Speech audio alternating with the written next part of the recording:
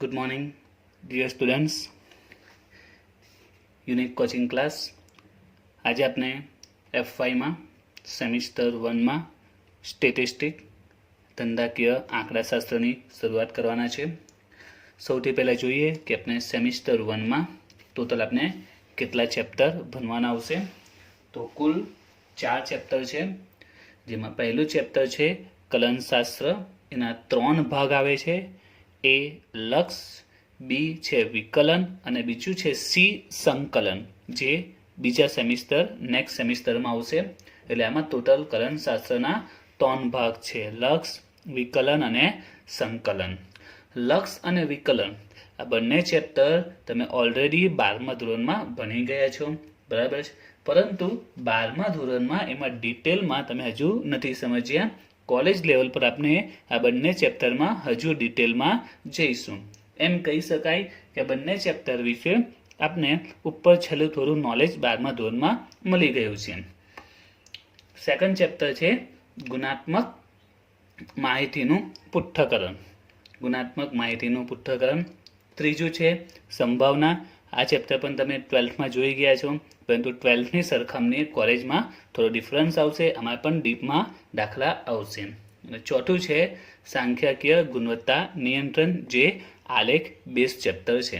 તો total 4 chapter છે, જેમાં પહેલા 2 ચેપ્ટરનું વેઇટેજ છે 20% અને લાસ્ટ જે 2 ચેપ્ટર છે એનું વેઇટેજ 30% છે. આજે આપણે એમાં ચેપ્ટર નંબર 2 ગુણાત્મક માહિતીનું પૃથ્થકરણ, જેમાંથી 20% પૂછાય છે, એ આજે આપણે સ્ટાર્ટ કરવાના છે. ગુણાત્મક માહિતીનું પૃથ્થકરણ. તો વિદ્યાર્થીઓ, ચેપ્ટરમાં આપણે સ્ટાર્ટ કરી આગળ વધીએ એ પહેલાં તો જે ચેપ્ટરનું નામ છે ગુણાત્મક માહિતી. તો સૌથી પહેલાં તમને ખબર હોવી જોઈએ કે ગુણાત્મક માહિતી એટલે શું. 2 પ્રકારની માહિતી આવી શકે: એક સંખ્યાત્મક માહિતી અને એક ગુણાત્મક. જે માહિતીને આપણે સંખ્યામાં દર્શાવીએ એ સંખ્યાત્મક માહિતી, પણ જે માહિતીને સંખ્યામાં દર્શાવી ન શકીએ એ કઈ માહિતી કહેવાય? ગુણાત્મક માહિતી. અથવા બીજી રીતે કહીએ તો ગુણધર્મ ધરાવતી માહિતી. ઉદાહરણ તરીકે હું એમ કહું કે કોઈ વ્યક્તિની ઊંચાઈ, વજન, ઉંમર, આ બધી સંખ્યાત્મક માહિતી કહી શકાય. કેમ સંખ્યાત્મક? કારણ કે એને આપણે ચોક્કસ સંખ્યામાં દર્શાવી શકીએ. કોઈ તમને પૂછે કે ભાઈ આ વ્યક્તિની ઊંચાઈ કેટલી, તો તમે કહી શકો 5 ફૂટ, 6 ફૂટ. વજન કેટલું કહી શકો? 40 કિલો, 50 કિલો. ઉંમર કહી શકો. તો આ કઈ માહિતી કહેવાય? સંખ્યાત્મક માહિતી. પરંતુ કોઈ વ્યક્તિની હોશિયારી, પ્રામાણિકતા, સૌંદર્ય, આ જે પ્રકારની માહિતી છે ગુણધર્મ ધરાવતી માહિતી, એને ગુણાત્મક માહિતી કહેવાય છે. હવે કોઈ તમને પૂછે કે આ વ્યક્તિ કેટલો હોશિયાર છે, કેટલો પ્રામાણિક છે, કેટલો સુંદર છે, તો તમે કહી શકો કે આ વ્યક્તિ 5 સુંદર છે, 20 સુંદર છે, અને કહી શકાય નહીં. 12મા ધોરણમાં તમને યાદ હશે, તમે સહસંબંધ ભણી ગયા છો, બરાબર. સહસંબંધ, નિયત સંબંધ બની ગયા છો. જેમ આપણે શું કરતા હતા સહસંબંધમાં? તો સહસંબંધમાં તમને યાદ હશે, આપણે 2 ચલ વચ્ચેના સંબંધનો અભ્યાસ કરતા હતા, બરાબર છે. 2 ચલ વચ્ચેના સંબંધનો અભ્યાસ જો તમારે કરવો હોય તો એ અભ્યાસ આપણે સહસંબંધ દ્વારા કરી શકાય, બરાબર છે. પરંતુ જો તમારે 2 ગુણધર્મો વચ્ચેના સંબંધનો અભ્યાસ કરવો હોય તો એ કોના દ્વારા થશે? કોના દ્વારા? તો એ ગુણાત્મક માહિતી દ્વારા, એટલે કે ગુણાત્મક સંબંધ દ્વારા નક્કી કરી શકાય. એટલે કે આ જે ઊંચાઈ, વજન, ઉંમર, તમને જો દાખલા યાદ હશે સહસંબંધમાં આવતું હતું કે જો વ્યક્તિની ઊંચાઈ આટલી હોય તો વજન શોધો. નિયત સંબંધમાં આવતું હતું ઊંચાઈ અને વજન વચ્ચેનો સહસંબંધાંક શોધો. તો એ સહસંબંધ આપણે 12થમાં બની ગયા, જેમાં 2 ચલ વચ્ચેનો આપણે સંબંધનો અભ્યાસ કરતા હતા. પણ જો આવી રીતે 2 ગુણધર્મો વચ્ચેનો અભ્યાસ કરવો હોય, બરાબર છે, તો એ કોના દ્વારા શક્ય છે? ગુણાત્મક સંબંધ દ્વારા શક્ય છે. એટલે કે આ ચેપ્ટરમાં આપણે 2 ગુણધર્મ વચ્ચેનો અભ્યાસ કરવાનો આવશે. બરાબર છે. હવે બે ગુણધર્મનો અભ્યાસ કઈ રીતે કરવો તે તો સહસંબંધમાં તમને યાદ હશે એમાં આપણે સૂત્ર યુઝ કરતા હતા, સૂત્રની મદદથી બે ચલ વચ્ચેનો સંબંધ નક્કી કરતા હતા. તો અહીંયા પણ એ જ રીતે ગુણાત્મક સંબંધ નક્કી કરવા માટે કોષ્ટકનો ઉપયોગ થાય છે, જેને 2x2નું કોષ્ટક કહેવાય છે. આ કોષ્ટકની મદદથી 2x2 ને કોષ્ટક તૈયાર કરવામાં આવે છે. કોષ્ટકને આધારે ગુણાત્મક સંબંધ નક્કી કરવામાં આવે છે. તો એ કોષ્ટક જોઈએ, 2x2નું જે કોષ્ટક આવે છે તે. તો જે કોષ્ટક છે તે આ સ્વરૂપે આવશે: a આલ્ફા બી બીટા. 2x2નું કોષ્ટક એક બાજુ આવશે કોલમમાં a આલ્ફા અને હારમાં a અને આલ્ફા અને સ્ટમ્પમાં b અને બીટા, અને છેલ્લું ખાનું આવશે કુલનું, અને બધાનું જે ટોટલ આવે છે એને કેપિટલ N કહેવાશે. તો એટલે 2x2નું કોષ્ટકની મદદથી આપણે ગુણાત્મક માહિતીનો અભ્યાસ કરવાનો આવશે. અહીંયા જે a આલ્ફા અને b બીટા છે એ ગુણધર્મ છે, જેવી રીતના હોશિયારી છે, પ્રમાણિકતા, સૌંદર્ય એવા ગુણધર્મ હશે. a આલ્ફા b બીટા શું છે? આ ટાઈપના ગુણધર્મ છે. તો એ આપણે જ્યારે દાખલા જોઈશું એટલે ત્યારે તમને ડિટેલમાં ખબર પડી જશે. અત્યારે એમ સમજો કે a બરાબર જો છોકરો હોય તો આલ્ફા બરાબર છોકરી, આ રીતના ગુણધર્મ હશે.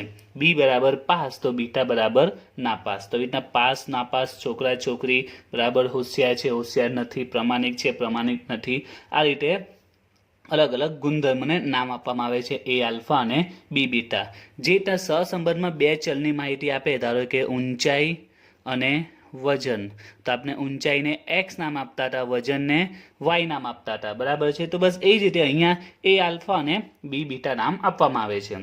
અને કોષ્ટકને જો આગળ પૂરું કરીએ તો અહીંયા ઘડી a અને b ભેગા થાય છે એટલે અહીંયા ab લખાશે, એની જે રકમ હશે તે. એ જ રીતે અહીંયા આલ્ફા અને b ભેગા થાય છે એટલે અહીંયા આલ્ફા બીની જે રકમ હશે તે. એ જ રીતે અહીંયા a બીટા આવશે, અહીંયા ઘડી આવશે આલ્ફા બીટા. ખબર પડી કઈ રીતે આવે? સિમ્પલ જ છે. a અને b અહીંયા ભેગા થાય છે, અહીંયા કોણ ભેગા થાય છે? આલ્ફા અને b. અહીંયા જોઈએ તો a અને બીટા, અને અહીંયા ઘડી આલ્ફા અને બીટા, અને અહીંયા કુલ ટોટલ કરીશું. ટોટલમાં અહીંયા a આવશે ને અહીંયા ઘડી આલ્ફા આવશે. એ જ રીતે અહીંયા નીચે b આવશે અને અહીંયા ઘડી બીટા, અને છેલ્લે બધાનું ટોટલ એ કહેવાશે કેપિટલ N. તો આ રીતે 2x2ના કોષ્ટક પર જ આખું ચેપ્ટર નિર્ભર કરે છે. ચેપ્ટરમાં કોઈ બી દાખલો આવશે, તમારે પહેલું સ્ટેપ છે કે આ 2x2નું કોષ્ટક બનાવવું પડશે. ત્યાર પછી એને મદદથી આપણે ગુણાત્મક સંબંધનો અભ્યાસ કરવાનો આવશે. એટલે ચેપ્ટર માટે આ કોષ્ટક મોસ્ટ ઇમ્પોર્ટન્ટ છે. કેવી રીતે કોષ્ટકનો ઉપયોગ કરવાનો આવશે, કઈ રીતે દાખલા ગણવામાં આવશે, એ આપણે જ્યારે દાખલા અભ્યાસ જોઈશું એટલે તમને ખ્યાલ આવી જશે. તો આપણે સૌથી પહેલા દાખલા આવશે માહિતીની સંગતતા નક્કી કરવી, એટલે કે માહિતી સંગત છે કે નહીં. સંગત એટલે શું આમાં? તો માહિતી સંગત એટલે કે સામાન્ય ભાષામાં કહીએ તો આપણે એમ કહી શકીએ માહિતી યોગ્ય છે કે નહીં. માહિતીની સંગતતા એટલે સિમ્પલ ભાષામાં કેવું હોય તો માહિતી યોગ્ય છે કે નહીં.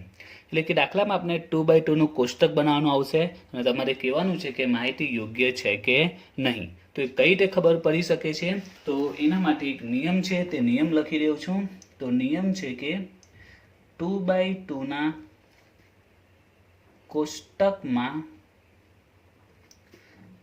જો કોઈ પણ ખાનાની આવૃત્તિ ઋણ હોય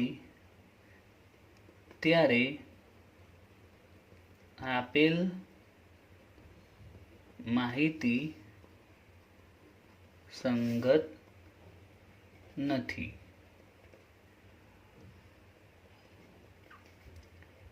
જો દરેક ખાનાની આવૃત્તિ ધન હોય ત્યારે આપેલ માહિતી સંગત કહેવાય. તો તમારા નિયમ યાદ રાખવાનો છે કે 2x2ના કોષ્ટકમાં જો કોઈ પણ ખાનાની આવૃત્તિ ઋણ હોય ત્યારે આપેલ માહિતી સંગત નથી, અને જો દરેક ખાનાની આવૃત્તિ ધન હોય તો આપેલ માહિતી સંગત કહેવાય. હવે એને આપણે કોષ્ટકની મદદથી સમજીએ તો તમને કન્સેપ્ટ ક્લિયર થઈ જશે. શરૂઆતમાં આપણે જે કોષ્ટક જોયું એ આલ્ફા અને અહીંયા ગરી બી બીટા, બરાબર છે. તો એમાં મેં તમને સમજાયું એ આલ્ફા અને બી બીટા એક ગુણધર્મ હશે. ઉદાહરણ તરીકે આપણે લઈ લઈએ કે અહીંયા એ એટલે છોકરાઓ છે અને આલ્ફા એટલે છોકરી છે, બરાબર. અને બી ની વાત કરીએ તો બી એટલે પાસ છે, એટલે પરીક્ષામાં પાસ થયા વિદ્યાર્થીઓ, અને બીટા એટલે નાપાસ થયેલા વિદ્યાર્થીઓ. હવે હું કોષ્ટકને અંદાજે દાખલા લઈને કમ્પ્લીટ કરી દઉં છું. માની લો કે પાસ થયેલા છોકરા 50 છે. આ 50 શું કહેવાય? પાસ પણ છે અને છોકરા પણ છે, એટલે પાસ થયેલા છોકરા. અને 30 છોકરીઓ પાસ થઈ છે, એટલે ટોટલ થશે 80. એ જ રીતે આ બાજુ હું પણ અંદાજિત રકમ લઈ લઉં છું કે 20 છોકરા નાપાસ થયા છે અને 10 છોકરી નાપાસ થઈ છે, એટલે ટોટલ કેટલા થશે? 20 ને 10 30. આ બાજુનો ટોટલ. હવે આ બાજુનો ટોટલ કરીએ તો આપણે કેટલો આવશે? 50 ને 20 70, 30 ને 10 40 ને બંનેનું ટોટલ 110. આ એક સિમ્પલ કોષ્ટક બનાવ્યું છે. હવે જો હું તમને એક પ્રશ્ન પૂછું કે અહીંયા 50 એ શું છે, તો 50 એ છોકરા અને પાસમાં બતાવે, એટલે કે 50 એ શું બતાવે છે? પાસ થયેલા છોકરા, બરાબર છે. અહીંયા 10 એ શું છે, તો 10 આપણે કહી શકીએ કે છોકરી છે, આ છોકરીની લાઈનમાં છે અને નાપાસમાં છે, એટલે કે 10 છોકરી નાપાસ થઈ છે. આ આપણે બધાને ખબર પડી જાય. એ જ રીતે અહીંયા 30 એ શું છે? પાસ થયેલી છોકરીઓ. હવે વિચારો, શું અહીંયા -30 હું લખી દેવું તો એનો અર્થ શું થાય? કે -30 છોકરી પાસ થઈ. તો વિચારો, શું આવું આવી શકે? હા, આપણે એવું આવી શકે કે 30 છોકરી પાસ થઈ, એવું તો ખબર પડે કે 30 છોકરીઓ પાસ થઈ, પણ અહીંયા -30 છોકરી પાસ થઈ તો આવું પોસિબલ નથી. એટલે એ કહેવાય છે કે આ માહિતી બરાબર નથી. કોઈ એમ કહે કે -30 છોકરી પાસ થઈ તો આપણે કહી શકીએ ના, આ ભાઈ બરાબર નથી, આ યોગ્ય નથી, આ વ્યવસ્થિત આંકડો નથી કીધો. માઇનસમાં તો આવી જ નહીં શકે ને, માઇનસ છોકરી પાસ થઈ આવું તો આવી જ નહીં શકે. એટલે જ આ નિયમ બન્યો છે કે જો કોષ્ટકમાં કોઈ પણ ખાનાની આવૃત્તિ ઋણ હોય, અહીંયા જો આ ઋણ આવી છે, જો અહીંયા કોઈ પણ ખાનાની આવૃત્તિ ઋણ આવી જાય તો આ માહિતી કેવી છે? સંગત નથી, એટલે કે યોગ્ય નથી, બરાબર નથી, કંઈક ભૂલ છે એમાં. આ માહિતી બરાબર નથી. અને જો બધાની આવૃત્તિ ધન હોય, પ્લસ હોય, તો જે આપેલી છે માહિતી બરાબર છે, ઓકે છે, પરફેક્ટ છે, રાઈટ છે. ક્લિયર થઈ ગયું? તો પહેલા આપણે જે દાખલા આવશે તે છે માહિતીની સંગતતા. પરીક્ષામાં દાખલા તમને 1 કે 2 માર્ક્સમાં પૂછી શકે છે. સ્ટેટમાં પહેલો પ્રશ્ન આવે છે, એમાં શોર્ટ દાખલા પૂછાતા હોય છે. અકાઉન્ટમાં આવે છે પહેલો પ્રશ્ન. સ્ટેટમાં જે શોર્ટ દાખલા આવતા હોય છે અલગ અલગ પ્રશ્નોમાં, તો એમાં તમને જે શોર્ટ ક્વેશ્ચન આવે છે 1 કે 2 માર્ક્સનો, તેમાં તમને આ સવાલ પૂછી શકે છે માહિતીની સંગતતા વિશે. 1 કે 2 માર્ક્સનો દાખલો આવશે આમાં. તો એકદમ સિમ્પલ જ છે, દાખલામાં કંઈ ખાસ એવું છે નહીં કે નહીં ખબર પડે, એકદમ ઇઝી છે. જો આપેલ ખાના કોષ્ટકની બધા ખાનાની આવૃત્તિ જો પ્લસમાં હોય, ધન હોય, તો માહિતી સંગત કહેવાય, અને જો ઋણ હોય તો માહિતી સંગત નથી. ક્લિયર? હવે આપણે એના દાખલા સ્ટાર્ટ કરીએ. તો જોઈએ આપણે પહેલો દાખલો. નીચેની માહિતી પરથી ખૂટતી આવૃત્તિઓ શોધો અને તે ઉપરથી આપેલ માહિતી સંગત છે કે અસંગત તે નક્કી કરો. તો સવાલ શું પૂછેલો છે? આપેલ માહિતી સંગત છે કે અસંગત છે તે નક્કી કરવાનું છે.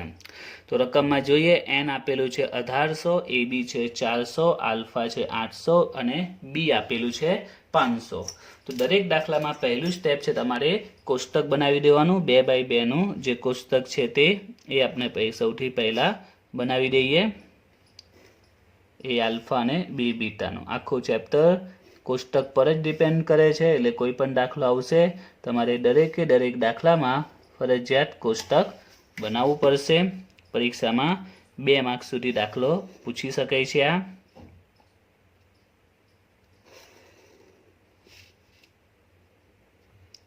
અને ખાના આપણે પેન્સિલથી દોરવાના છે. વિડીયોમાં ક્લિયર દેખાય એના માટે હું બ્લેક પેનનો યુઝ કરું છું. પરીક્ષામાં પેન્સિલ જ યુઝ કરવાની છે.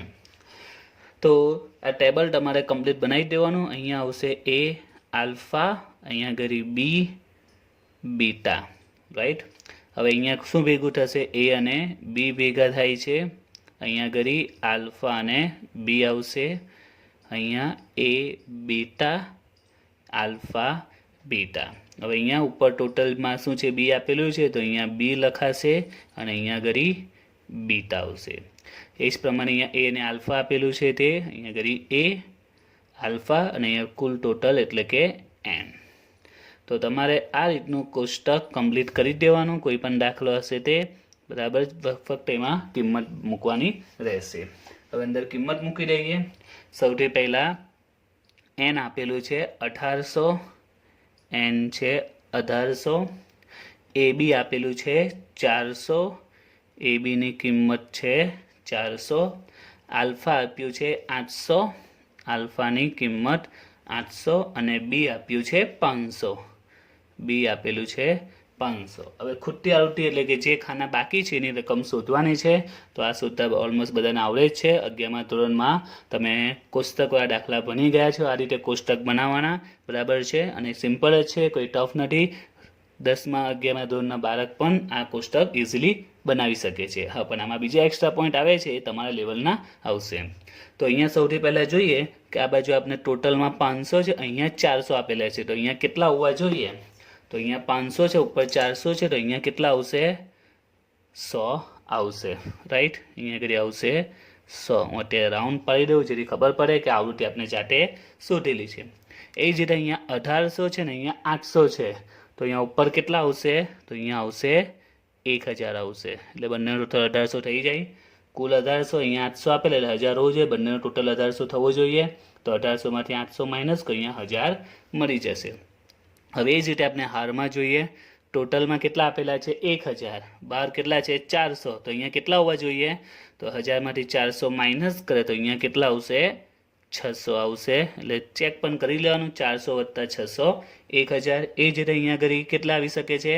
અહીંયા 800 છે ટોટલમાં અને અહીંયા 100 આપેલા છે. 800માંથી 100 માઇનસ કરો તો અહીંયા આવશે 700.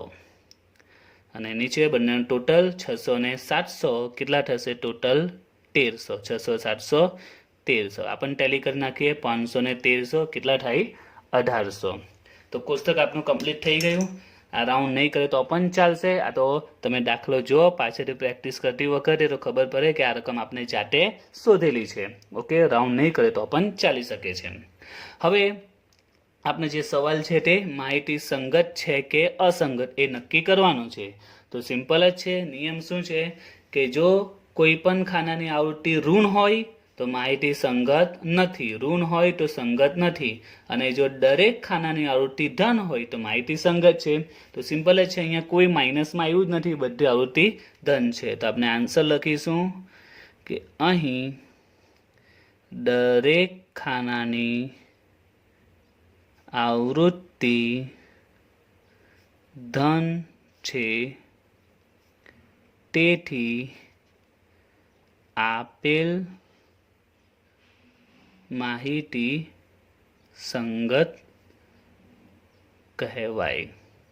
તો સિમ્પલ દાખલો છે. તમારા બેઝિક રૂલ્સ યાદ રાખવાનો છે. હવે જોઈએ આપણે બીજો દાખલો. તો બીજા દાખલામાં જોઈએ. એ આપેલું છે 250, બી આપેલું છે 200, આલ્ફા બી છે 160 અને એન લઈએ 400. તો પહેલાં આપણે કોષ્ટક બનાવી દઈએ એના માટે. અને પરીક્ષામાં ખાના દોરવામાં સ્પીડ રાખજો, કારણ કે ચેપ્ટરનો કોઈ પણ દાખલો પૂછાશે આમાંથી. 10 માર્ક્સનો છે એટલે એવરેજ આમાંથી એમ કહી શકાય કે 3 થી 4 દાખલા, 3 દાખલા તો કન્ફર્મ પૂછાશે જ. એટલે 3 દાખલાના 3 કોષ્ટક કન્ફર્મ બનાવવાના આવશે જ. તો કોષ્ટક કમ્પ્લીટ કરી નાખવાનું. એ આલ્ફા, બી બીટા, અહીંયા આવશે એ બી, આલ્ફા બી, અહીંયા બી, એ બીટા, આલ્ફા બીટા, ટોટલમાં બીટા. અહીંયા આવશે એ આલ્ફા એન, આ ટોટલનું ખાનું. તો આ રીતનું કોષ્ટક આપણે ઓલરેડી કમ્પ્લીટ કરી નાખવાનું દરેક દાખલામાં. હવે અંદર કિંમત મૂકી દઈએ. સૌથી પહેલાં એ 250 છે, એ 250, બીની વેલ્યુ છે 200, બી છે 200, આલ્ફા બી 160, આલ્ફા બી આપ્યું છે 160, એન આપ્યું છે 400, એનની કિંમત 400. તો જે કિંમત આપી તે લખી દીધી. હવે બાકીની શોધી આપણે. સૌથી પહેલાં આપણે વાત કરીએ, અહીંયા 200 છે ને અહીંયા 160 છે, તો અહીંયા ઉપર કેટલા આવશે? તો ટોટલ 200 છે, અહીંયા 160 છે, તો અહીંયા કેટલા આવશે? 40 આવશે. બરાબર, અહીંયા આવશે 40. એ જ પ્રમાણે અહીંયા ઘડી પણ 400 છે ને અહીંયા 250 છે, 400 ને 250, તો અહીંયા કેટલા હોવો જોઈએ? 400માંથી 250 માઇનસ કરો તો અહીંયા આવશે 150. હવે આ 3 ખાના બાકી છે, તો આ 3 ટોટલ તૈયાર જ છે, એટલે આપણે બધી રકમ અહીંયાથી મળી જશે. ઓકે, પહેલાં આપણે ટોટલનું જોઈ લઈએ. 400 છે કુલ, અહીંયા 200 આપેલા છે, તો અહીંયા કેટલા આવશે? તો આપણે કહી શકીએ ટોટલ 400, અહીંયા 200 છે, તો અહીંયા પણ 200 જ આવશે. 200 ને 200 400 થઈ જશે. ઓકે, હવે ઉપરના 2 રકમ બાકી છે, તો આપણે પહેલામાં જોઈએ. ટોટલ 250 છે, હારમાં જોઈએ. અહીંયા 250 છે, અહીંયા 40 આપેલા છે, તો અહીંયા કેટલા હોવા જોઈએ? 250માંથી 40 માઇનસ કરો તો અહીંયા આવશે 210. કેટલા આવશે? 210. 250માંથી 40 માઇનસ કરો એટલે 210 આવશે. હવે લાસ્ટ બાકી છે. હવે આમાં તમે જો પહેલાં કોલમ સ્વરૂપે વિચારીએ, ટોટલ 200 છે, અહીંયા 210 આપ્યા છે, તો અહીંયા કેટલા લખવા જોઈએ? જો તમે 10 લખો તો 210 ને 10 કેટલા થાય? 220 થઈ જાય. તો અહીંયા કેટલા મૂકવા પડે તમારે? તો અહીંયા તમારે -10 મૂકવા પડે. તો 210 માઇનસ 10 તો 200 થશે ને? બરાબર. એ તમે આડું પણ જોઈજો કે અહીંયા ટોટલ 150 છે, અહીંયા 160 છે, તો 160 માઇનસ 10 કરો તો જ 150 આવશે. 160 માઇનસ 10 કરશો તો 150 આવશે. ખ્યાલ આવી ગયો? એટલે અહીંયા 10 નહીં, તમારે કેટલા મૂકવા પડે? -10 મૂકો તો જ ટોટલ બેલેન્સ થાય છે. રાઈટ?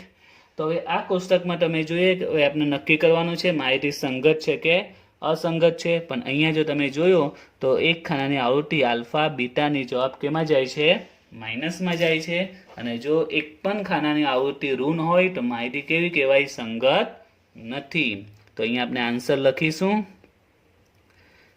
કે અહીં કઈ રકમ માઇનસ છે? Alpha beta.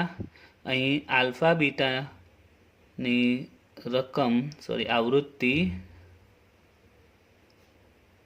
ઋણ છે, તેથી આપેલ માહિતી હવે આ સંગત નહીં કહેવાશે. કેવી કહેવાશે?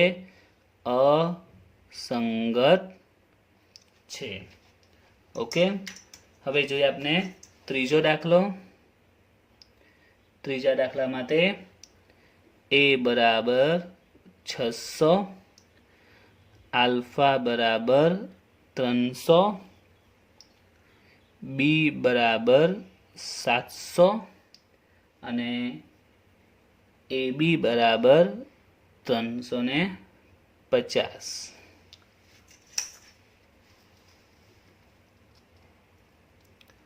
તો સૌથી પહેલા કોષ્ટક તૈયાર કરી દઈએ આપણે એનું. 2x2 નું કોષ્ટક.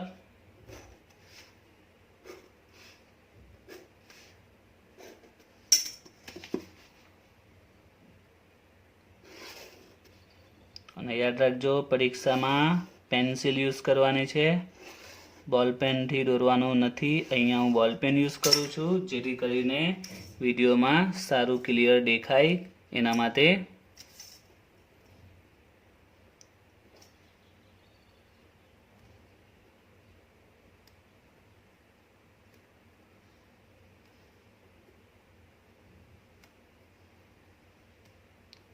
હવે આમાં આપણે કિંમત મૂકી દઈએ. કોષ્ટક તો ફિક્સ જ આવશે દરેક દાખલામાં, આખા ચેપ્ટરમાં. એ આપેલું છે 600, એની કિંમત છે 600, આલ્ફાની છે 300, બીની કિંમત છે 700 અને એ બી છે 350. તો આપણે સૌથી પહેલાં ટોટલ કરી નાખીએ. 600 ને 300 એટલે આવશે 900. 600 300 900. એ જ રીતે અહીંયા 900 ને 700 છે, તો અહીંયા કેટલા આવશે? 200 આવશે. બરાબર. અહીંયા ટોટલ 900 છે, બહાર 700 છે, તો 700 ને 200 900 થઈ જશે.